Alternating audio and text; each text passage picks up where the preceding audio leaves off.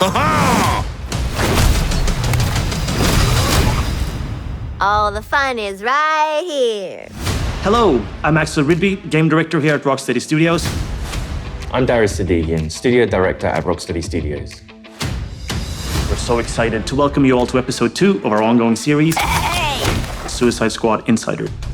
In our last episode, we gave you a look at our combat system that combines story, powerful traversal abilities, iconic melee attacks, and explosive gunplay to offer something truly unique.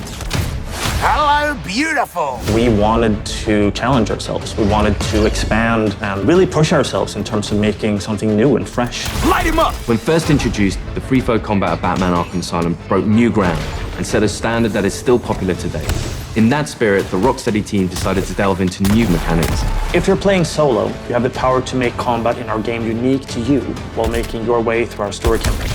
If you decide to play co-op with friends, you can each become an expert with your playstyle and customize builds, creating a powerful squad unlike any other. Each person can offer a different benefit to the play experience. We're super excited to see those sort of team play, synergistic effects happen. You want a high five? Up high. In the Suicide Squad, the world, the narrative, all our features evolve through the lens of DC lore. Fans for the DC Universe are going to be really excited for this. Not only are we bringing characters back that we've used in the Arkham series, but we're introducing new ones. You can call me Colonel Rick Flag. We want players to feel like they explored the DC Universe with us, not just through the story, but also through the mechanics. No lasso? You gotta be kidding me. In this episode, we'll meet some of the iconic DC characters who will be helping our anti-heroes to take on their impossible mission. Awesome. Through conversations with our team, our voice cast, and our playtesters, along with extended gameplay, we'll give you a preview of some of the amazing new possibilities we're excited about with Suicide Squad Kill the Justice League. Wait, which superheroes did you say you were again? This is Suicide Squad Insider, Episode 2.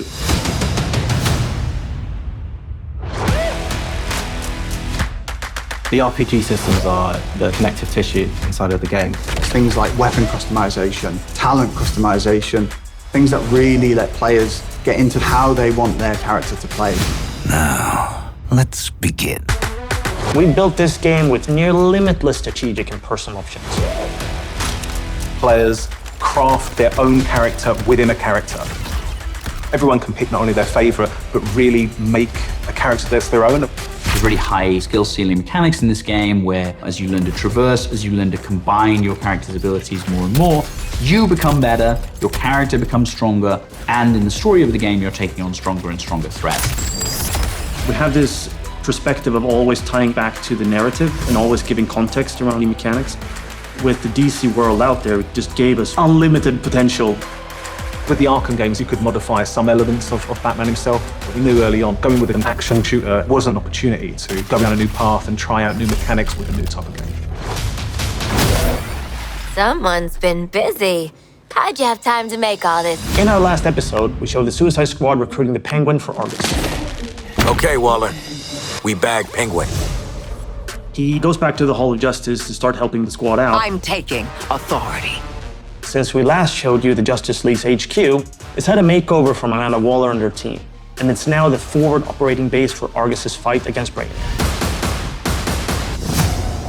So when considering gameplay, we knew we needed an arms dealer. You need a good gun runner. For us, it's been great to bring Penguin back from the Arkham days. We love working with this character.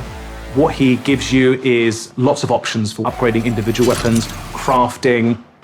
It feels like you're actually interacting with Penguin when you're crafting these items, and that's really where Penguin as a character comes to life in the game. You get to build them up, creating some really unique combinations, and you can play the game in a way that's unique to you. We have weapons based on different manufacturers. Star Labs, we have Armor Tech, we have LexCorp, we have DCPD, and they all come with different flavors. Lex is very scientific man, right? The guns are very scientific in nature. They have very specific recoil patterns and spread patterns, almost like they are calculated. Then we have Amatech, which is more improvised weaponry, really fast fire rates, high ammo capacity, but it kicks like a donkey. And once you've unlocked those manufacturers, you can go to Penguin and ask him to sort of craft specific weapons in those manufacturers. Different guns will play with different styles. Maybe you've got a Deadshot focused on critical hits, on headshots. That might mean that you want to favor a legendary gun which works with that playstyle. Nice, nice, nice! Penguin is only one member of what we call the support squad. Toot toot, scumbags! There are various supervillains that the squad have begged, stolen, or borrowed from. For players who just want to play through the story, they'll get the full arsenal to be able to take on the Justice League. But for players who really want to sort of maximize their characters, the support squad missions unlock really cool features. Our designers have put a lot of effort into making sure that when you play the game, you can have a very different experience from someone else. Let's meet the rest of the support squad. Here we can see the scientist Gizmo, who has set up shop in the basement of the Hall of Justice. You're perfect. We know. His primary contribution to the squad is the sort of airdropped vehicles that you can use for combat.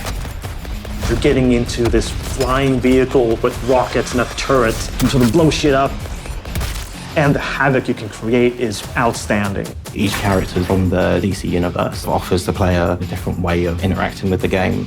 I've been trying on the name Toyman. More like Annoy Man. Am I right? Toyman is one character that helps you actually figure out ways of defeating the Justice League. He's a tech boy genius who wants nothing more than to help save Metropolis. He can't quite come to terms with the fact that his heroes are now the villains. Changing stuff is my middle name. You can unlock more and more things you can do with Toyman to enhance your gear. If you want to really perfect your gear to really suit how you like to play the game, Toyman's the character to talk to. I'm Hack. Hack is this sort of electronic astral projection. Anything that has electricity, Hack can manifest through. By working with Hack and increasing your talent points over the course of the game, you can unlock a whole myriad of different abilities. For example, with Harley, you can increase her grenade damage. Thank you! Alongside the talent tree, we have what we call the combat combo system. As you're doing these more intricate moves, you build up your combo faster, and the higher that combo is, the more talents you activate. Oh, this tough love! Hack also uses her abilities to literally hack Brainiac's comms, so you get to listen in on what the Justice League is talking about, and you also get to hear their sort of corrupted personalities and how different they are from the heroes you once knew. We have complete control, Brainiac. Now let's talk about one more member of our support squad. Another infamous DC villain that Director Waller once recruited.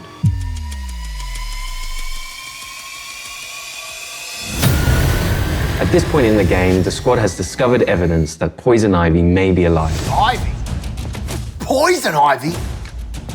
Dead Poison Ivy after Scarecrow gave Gotham a crop dusting. For fans who paid close attention to Arkham Knight, they will remember that when Poison Ivy died, she left behind a little sprout. I got a real strong hunch she ain't pushing up daisies no more. And in this game, you discover that that sproutling has been cared for by some people who may have had their own motivations for doing so.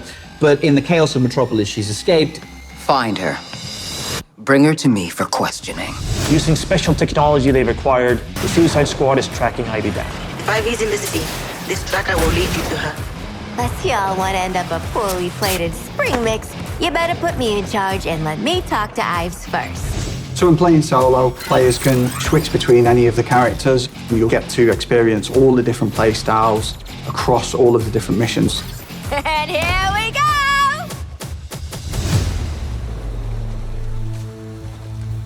So here she is.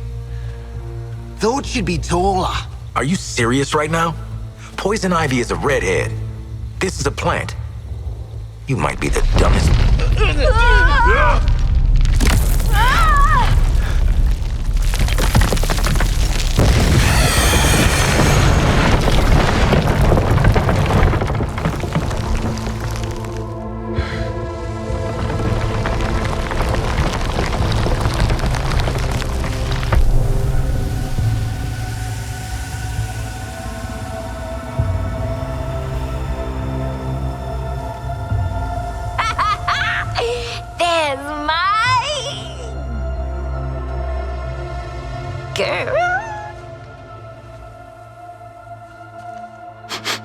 She is not made of meat. Is this what you call a vegetarian option? I don't know you, but my pheromones remember you. Strange emotions. Tell me about it. Wasn't expecting you to come in fun size. You really don't know me? Harley and Ivy forever? In 10-story burning letters? Nope. Jeez, LexCorp really did a number on you, huh, Red? He dressed you up in that outfit, too? No. I took it. When I broke out. He shut me in a room in his tower. If I worked on the things he wanted, I got a whole hour of sunlight every day. What did he want? Weapons, making them more effective against the alien invaders. You know, they're very susceptible to plant toxins. And I know all about plant toxins. We know. That's why they call you Poison Ivy. It's just Ivy, weirdo. Where's Lex now? I don't know. Something spooked him, I guess. He got in his big robot suit and stomped off. Ooh, I know that look. Who you murdering? The corrupted things that are coming. All of them. They're poisoning the earth with their gross bodies. So I lured them here.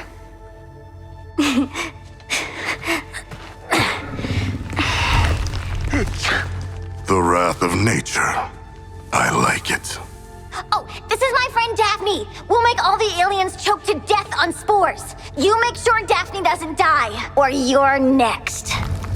Waller, be advised Lex is AWOL in a power suit, and Ivy's an eco-terrorist middle schooler. Dead shot out. How'd we end up hugging a giant plant? I have allergies. Anyone care? Ah! Here's a brief look at the mission that follows your first encounter with Ivy. You'll see a variety of custom builds and loadouts that draw on the power of DC villains. Ivy's plans need protection. Split up your squad to attack from different directions. Our asses won't get kicked just standing here.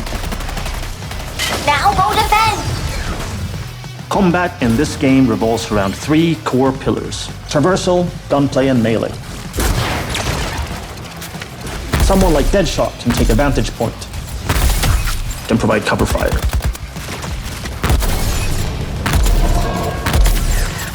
You can find wild ways to upgrade your melee attacks.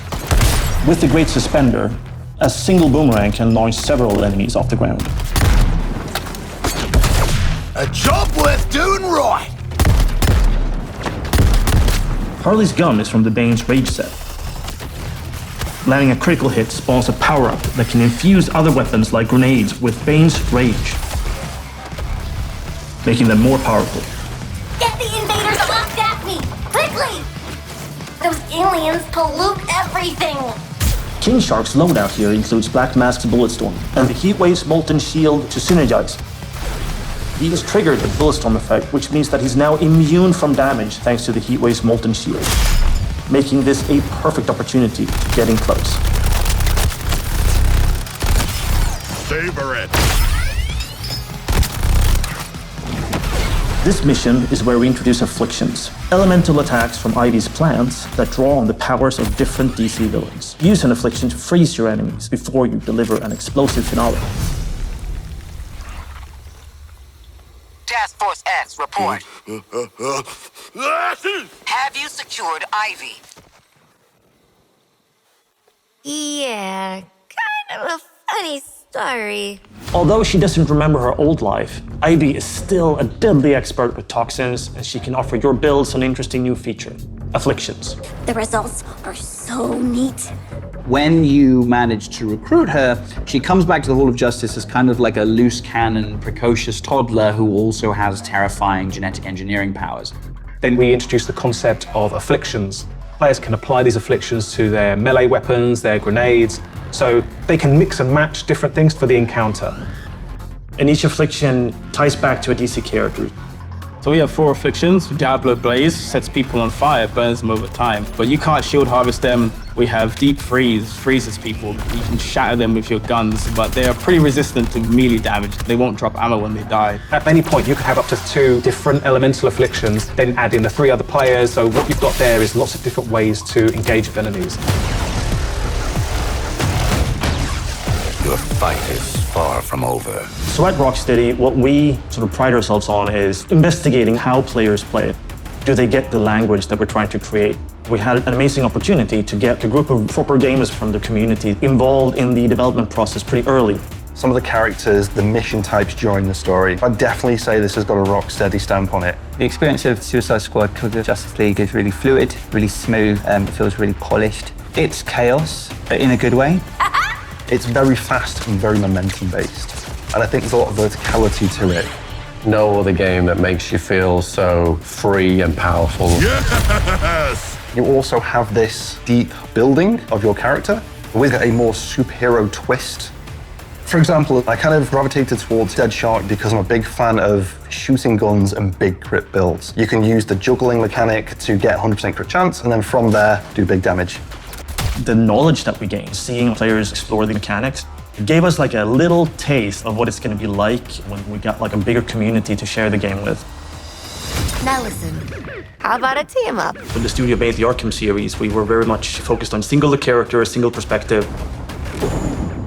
And with this game, we saw that opportunity to get the community more involved. For us, it was about expanding and enhancing into something new and different. And we wanted this experience to be shared with more than just one person. One of the coolest experiences in the game is when you're playing with friends and each character can tackle the problems that you're facing together differently. You are learning how to overcome challenges together. All these characters are geared up to be able to complement each other. Because each of them is moving differently, sometimes another character might come in from a direction you don't expect. You can create unintentional cinematic moments with your friends. When you really are in sync with your squad, it's such a special feeling, and I think something I haven't experienced in any other game. Multiplayer is new for the studio, but it's super exciting because we get to see Rocksteady hallmarks of story-driven game, but from multiple perspectives, and getting to share that with your friends is pretty unique. We hope you enjoyed episode 2 of Suicide Squad Insider. Phew, I need a smoke. I need more therapy. In our next episode, we'll take a look at what you can expect from our game after launch. This is the biggest cinematic experience that Rocksteady has ever created, with more hours of cinematic cutscenes than ever before. But I think we leave the setting of our story open enough that for post-launch content, players will be excited to come back and find out what we're going to do next. You, want to talk about it? Know what, Quinn? I do. I don't think players are ready for the new playable characters they're going to get, or even the places they're going to get to take them. This game is much bigger than the world of the Suicide Squad. Rocksteady will continue to build on the story. We're delivering you a full game, but for those that want to go further, we're going to have lots of new updates that are free to our players, and we really want to engage with our community to give them new experiences regularly. At the end of the game, everyone goes, wow, this was a hell of a ride. Let's play again.